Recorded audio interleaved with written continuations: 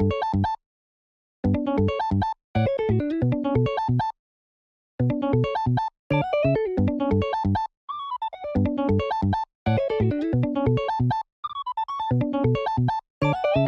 yo, yo, what is up, ladies and gentlemen? It is September 1st, aka Subtember, so I'm gonna need y'all to subscribe right now. I mean, if you haven't, why not? It's free. We do giveaways here, and we got a lot of fun gameplay videos.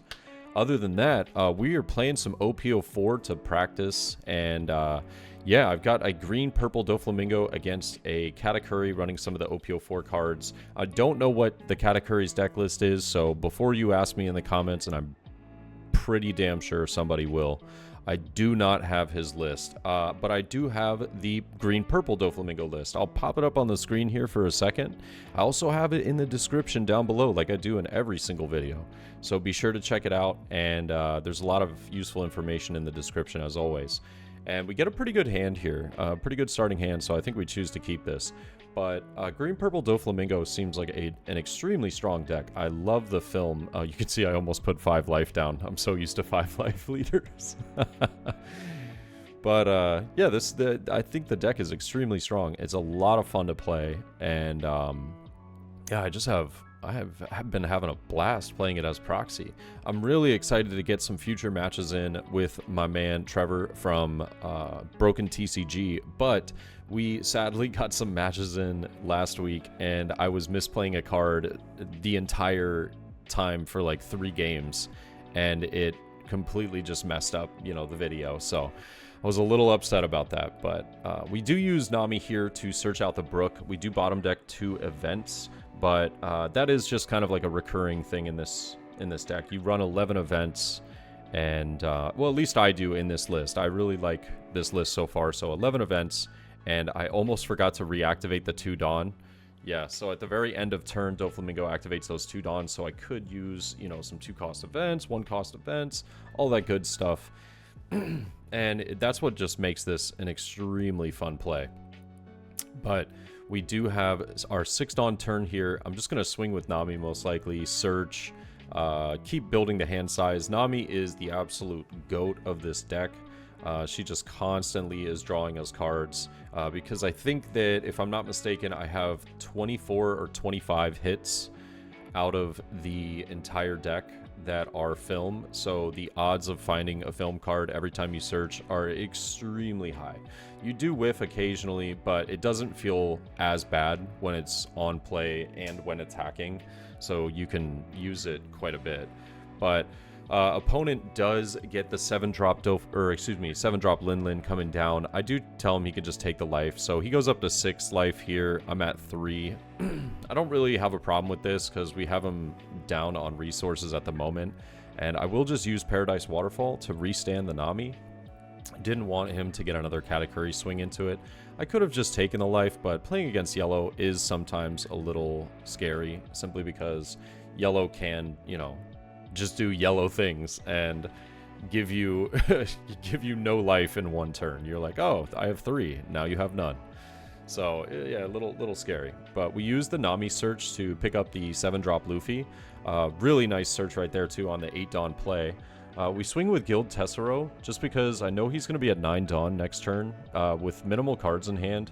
I'm expecting that, and he picks up 10-drop here, but with minimal cards in hand, I'm expecting that, you know, he's going to play like another 7-drop, 8-drop, or potentially swing big, and I can protect the Guild Tessero if I really wanted to. But we go 7-drop Luffy into Brook, into Buena Festa, and I think we just pick up another 4-cost Brook here for some counter power. And yeah, our board is getting pretty scary. Love to see it. I'll just go ahead and pass turn, activate the 2 Dawn, and yeah, he's up to 9. So the 10-drop turn is going to be the scary one, but he will just go 5 into the Nami here. Finally realizing that it's been quite a threat for him, but 8 into Guild Tessero, and I will just block with 7-drop Luffy and 2k counter out. We do see the 8-drop Katakuri come down, bouncing the blocker back to life. I think this was a bit of a misplay on his part, if I can be honest, just because Guild Tessero gets so much value. It's insane just being on the board. The 2-card draw, the it's just unreal. So, and it's so unfortunate that I didn't swing with Tessero because I was just forgetting about Thunderbolt, and we did not even get to use it. So maybe, you know, he's just a genius and planned it out. But I played down the 10-drop Doflamingo. It basically freezes his Katakuri and Lin so that they cannot restand. And he was just about to activate it, and he went, "Oh wait, I can't do that," which was pretty funny. So yeah, we're getting a couple of swings in though. He's thinking about the 8-drop. He does go at the Brook, and I'll just let it go. Yeah, but now we have you know, a pretty great board. It would have been better if I had swung with or played 10-drop first, then swung with Tessero just to get those two that 2-card draw. But he does deck out, or not deck out here. He does not have any cards in his hand. He's already countered out with everything. So I was gonna play another 10-drop, but I just kind of decided to go with, you know, the clear here because he did have a pretty scary board. But, you know, with him not having any cards in hand, I can just, you know, very easily clear the board and look pretty good. So we'll just go 8 to Lin as well. And now I could potentially play a card, but I don't think we're going to. So I'm just going to add that last Rested Dawn as active. So a question that I got asked by my buddy here that was like, oh, so you can't take the Dawn off your characters? No, you cannot. Taking the Dawn off the characters, that is not Rested Dawn. You know, there's a particular player that was top 3 in One Piece that would say otherwise, but he is no longer. Now, if you have I'm sorry, if you have Dawn on your character, you can't just take it off and then use that as your Rested Dawn. And so that's going to be a very important part in this character, or in this deck list. But we do have the 4, and it looks as though we picked up Spiderweb there, the event, and I absolutely love this event so much. I couldn't find an English version of the card on like One Piece card dev, but I just wrote what it is on the little printout that I did. And so this card is plus 4,000, and it restands a character, but it's plus 4,000 to whatever character or leader you have. And I just didn't have, you know, the English translation. So essentially, it's just a better Paradise Waterfall. And yeah, just choose to go restand the Nami. He plays Cracker. I do have the option for 10-drop here, but with my opponent being at 5 life, you know, it is a situation. 10-drop could be nice, but we do just choose to go 12 since he has no cards in hand. Just get rid of the Lin, no problem. I'll use the Nami searching effect. Probably just pick up the 2k counter Shiki here. That's all that card is in the deck for, is just a little 2k counter. Potentially, if I need a swing the following turn, I could play the card using the trigger, but not particularly necessary. Yeah, and so we still have 7 Dawn left. So 7-drop Luffy is an idea, and it looks as though we are gonna do that. So 7-drop Luffy, maybe into like an Uta or something. Do I just pass here? I don't swing 5 with lead. I don't swing 5 with lead. I think that was maybe just a misplay on my part. I totally forgot to do that. I was probably just looking at these cards, trying to figure things out. You know, it's a new set, so playing through the games and just kind of figuring out what I should be doing in certain moments and how the cards should play out. Yeah, it takes some time. But we're seeing him put 202 Dawn underneath Katakuri. Maybe see like an 8k swing to Nami or something. Placing the Dawn for me, not his best move. We'll see a 5k swing probably at Nami here, I would imagine. And then what is it, like 2 underneath Cracker, 2 underneath Katakuri? So I'm assuming we're just going to see 5 at Nami, maybe 7, 8, 2 8k swings, something like that. Yeah, but I will just go ahead and use Paradise Waterfall. I'll restand the Nami, and we still have 7-drop Luffy though. So I'll just go ahead and rest that and play a 2k counter, probably that Shiki we searched. Yep. And now we'll see another 8k swing. I'm not sure if this is going at Luffy or if this is at life. Yep, it's going to be at life. I think he's realizing that, you know, the board is not going to be in his favor, so he's kind of in this situation where he's like, I think I might need to just slowly whittle him down and then hope that a 10 drop Big Mom and a couple of swings can get me the game. But I will go 5 at life with Nami. I do not choose to use Nami ability. I'll just go 0 at Shirahoshi, I believe it is. Yeah, I'll go 0 at the Shirahoshi. And I had a couple options in my hand at this point. I was trying to play 10 drop and just make sure that none of his stuff could restand. And that would have just been game winning. But I didn't know if I wanted to do that or if I wanted to, you know, go for game elsewhere. And I think I ended up messing up. I went into the Katakuri into life after swinging my blocker. Not my brightest move. I felt like I was kind of in a situation that I maybe could have died next turn because of this cracker that got played from life. So I really wasn't thinking about, you know, what my opponent could potentially get as a trigger. And I do draw into the Luffy though, and end up playing that. I don't think we had any other cards to play from it though, and I just passed with 4 active. Yeah, so that was definitely a rookie mistake, but yet again, learning the deck, like one of my first games ever playing this deck. It was a lot of fun, and yeah, so my opponent's in a position though where he's got 3 swings and you know, 1 blocker to get through, 1 life to get through, and 4 Dawn. So arguably he's got a chance, but because I don't have a lot of counter cards in hand if I remember correctly. It was like 2 Guild Tesseros and 2 10 drops. I do take this 9k swing at first, and I hit the Punk Gibson, and it rests his cracker, and he was like, oh, dang. Well, that's game. And so now he just throws the rest on Katakuri, and yeah, we'll just hit him with the block with the Luffy. And yeah, that's going to end up being the match. But yeah, I told him that the turn prior to, I should have probably just 10 dropped instead of swinging with my 7 drop blocker. And then nothing could attack, and I probably would have been fine. But I chose to take the I chose to take the gutsy route. Yeah, but we go into a game 2 here, and we're resetting everything up. He's already chosen to keep his cards. I mulliganed, I believe, and went into not a great hand, not a terrible hand, but definitely not the best. And we pick up the 4 drop. Why am I forgetting his name? Brook here. It's always nice if you can get that Brook and Nami combo off in 1 turn, but it doesn't always work out that way.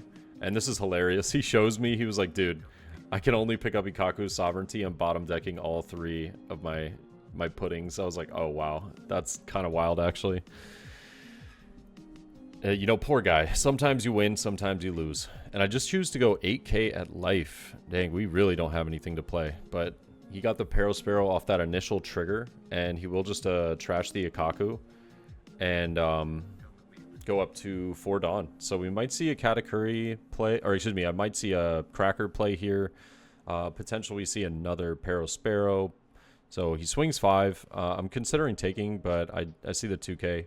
So 7 at life. We'll just go ahead and take that. We do pick up Sugar, so finally I can get a game where Sugar comes into play, because it wasn't relevant in the first game at all because we did not draw into it. But we see the Brûlée coming down pretty early again. It always makes me feel like if he's playing Brûlée that his hand isn't as good. But we'll play Sugar, resting of 4 costs or less. And I'll just go 1 into the Brûlée. Just let it go. Yep. And that Buena Festa is just getting me some value. I don't really care personally about the... oh, he does counter out of this. I thought a 7k swing would get through. So he does counter out and reactivates. But yeah, I mean, Buena Festa's done its job. Sugar is awesome. Now, I will say this. I don't know if we made some mistakes in this match because I don't remember in the exact moment. But going back over it, I've now found out that Sugar is a must-do effect on the first character played. I don't believe I was aware of that at the start of this match. So he does swing 8k here, and then he will go 7, and he'll look at my life, placing it to the bottom. I'll just go ahead and punk Gibson. It's irrelevant, doesn't rest anything, but brings us up to 9k, and he just passes with 2 open. So he didn't play any cards, but I guess whenever he does play a character, we'll get to see if I remember to play Sugar, or excuse me, I didn't know to play Sugar correctly. I just don't know if I did play it correctly or not. So we'll kind of find that out. But 7-drop Luffy into Brook, into Nami, feels good. Board's looking solid. I'll pass turn, activate the 2 Dawn. It does feel, you know, kind of meh, dropping, you know, 3 cards from hand. But it's just building this absolutely amazing board that will, you know, be doing me some justice in the turns to come.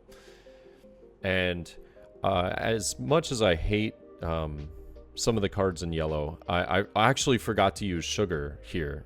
Oh, I forgot to use Sugar. I think maybe one of our friends points that out. Oh, yeah. That's right. Yes. So somebody says, oh, yeah, you should use the Sugar effect. So we do rest the Sugar, and now I'm just trying to decide what I want to rest. And we'll just go ahead and do the 7-cost Lin. And we're both like, wow, is that really how that card works? And sure is, yeah. I'll just rest the Lin. But I think that I thought it was optional, but now that I know that it's not, it's pretty good. Although, oh man, see, we did kind of mess this up a little bit. We messed this up. So on opponent's turn, oh yeah, I told him he could take back his turn. I was like, did you want to swing into the Sugar or not? Because it would still be your turn. And that's the beauty of these learning matches, is we're going back through these and just kind of figuring out, you know, how did we misplay, what can we do better, and you know, what works. But we'll just go 8 into the Lin, or no, excuse me, 10 with 7 cost into the Lin. I'll go 5 and just do some card draw.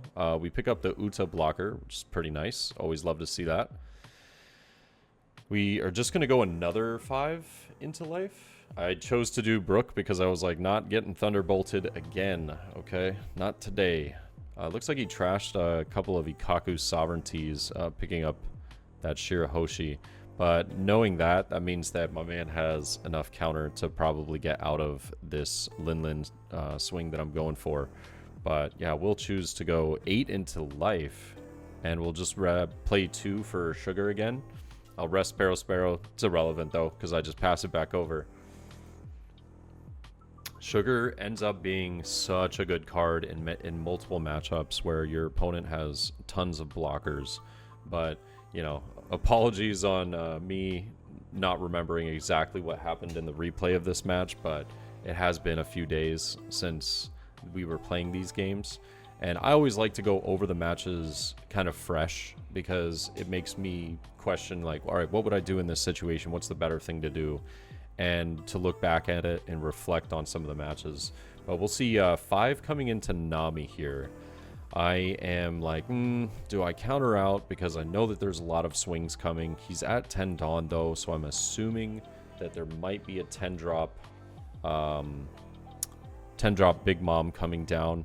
And I know that I have to get through 2 life the following turn. So I do choose to 1k counter. I mulled over it a little bit though. And I will use the restand here on the 7-cost Luffy. We see 8k. I'm considering, I guess I don't have any. I have no counter in hand whatsoever. But it looks as though we did pretty well in, you know, keeping a few swings so that we can try and go for game. He's got quite a lot on board though.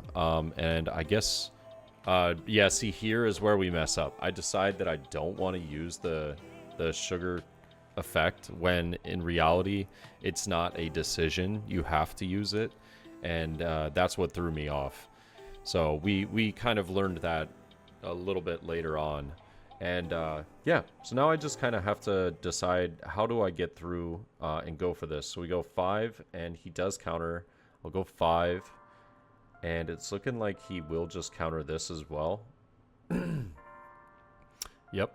And now we're just going to go 10-drop, and I'm going to make sure that those 3 can't swing. I don't have a lot of cards in hand, And yeah, we're probably just going to pass. We have like 1k counter in hand, 7 cost Luffy, and just a dream. We're just hoping that we can get through at some point. But with him not being able to reactivate, you know, those 3, now we just have to worry about 10 drop Big Mom and putting. So we'll see a 5k swing coming through. I'm debating on whether I want to just let this go or not, but I feel like I have to. I don't have enough to protect life as well. So a little bit unfortunate, but it is what it is. We're probably just going to see this 10k swing coming down, you know, to life. We'll take, yep. And now it's up to whatever remaining Dawn he has, and we'll just see a 7k, or is this 8? No, 7k swing. I'll just rest the Luffy, counter for 1k, and now we have to go for it. You know, if we can't get it here, it is what it is. But it looks as though he's got quite a bit of counter in hand.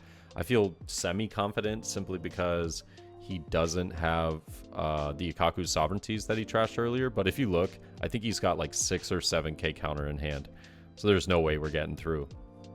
And yeah, I do just mull over it a little bit. I wish I could have got the Guild Tessero down earlier on in the match. It would have really helped, but it's just kind of hard to plan that out. And I think the 7-drop Luffy play felt good because I was on 7 Dawn, but I looking back, I think I shouldn't have done that. I think I should have went 7-drop on my 9 Dawn play because I ended up just dropping cards from hand and not drawing with Nami that turn for the on play effect. It's almost like playing down to like a card or 2 because of doing it that way. Now I will go 7 to life. Oh no, 7 to Sparrow. Oh boy, what are we doing here? What am I doing? I don't think I'm leaving myself a win condition. Oh yeah, I think I changed it up. I said 7 to life, yeah. And he does 2k counter out, so not a chance. I don't think we have a snowball's chance in hell here to try and get through.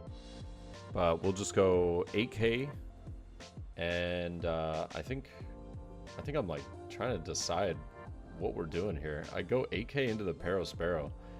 I have no idea what I'm going for, if I'm being completely honest with you. But I guess we'll just see here shortly. And I'm just gonna go 10k. Oh, I have a 7-drop Luffy. Was not aware of that.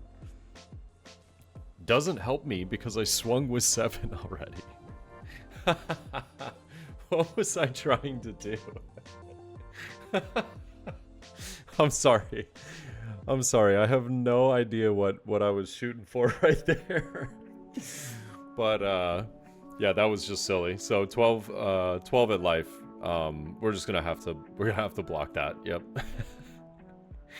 And then he can just go 8. I can counter out, and then the rest on lead, and I just lose. But he just goes, yeah, big swing. I was like, I can go up to 9. That was cool. Yeah, it felt like at the end of the game we drew a little dead, but I think it was because slight misplay on playing the blocker Luffy. I think we could have gotten a lot more value getting Tessero down on that turn. But yeah, let me know what you guys' thoughts are. And I've really been enjoying this OP04 format, and I'll see you guys in the next one, all right? Peace.